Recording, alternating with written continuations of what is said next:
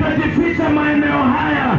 Najua ninaongea na mama ambaye aliachana na bwana yake akakuja kujificha Mairi kwa sababu anapenda freedom. Lakini jioni ya leo hii ilisababisha kijana kuwa na shida. Ni mambo inaitwa freedom. Freedom ni mzuri ndani ya Yesu, lakini freedom ni mbaya. Na ninajua watu wanakunywa juu ya freedom, watu wanatumia mihadarati juu ya freedom, watu wanapiga watu kepe juu ya freedom. Hii freedom imekuwa shida kubwa. Ya kijana akaambia baba yake, I want to be free. Ni watu wangapi ambao wananisikiza?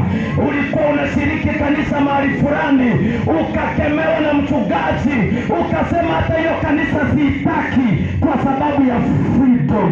Ni watu wangapi ambao wanasema wanataka kanisa ya nyumba washiriki kwa TV kwa sababu hawataki kuwa chini ya sheria? Lakini jioni ya leo ambaye ananisikiza, ningekuja kukutahadharisha ya kwamba freedom ndio imekufanya uangamie. Freedom ndio imekuweka kwa shimo. Freedom inaendelea kuharibu maisha yako.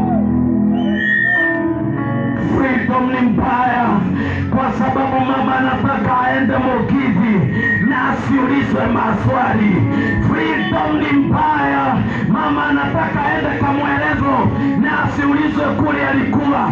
Freedom ni mbaya, wanawake wengine wanafaa kama shetani kwa sababu ya freedom na bwana yake asimuulize maswali.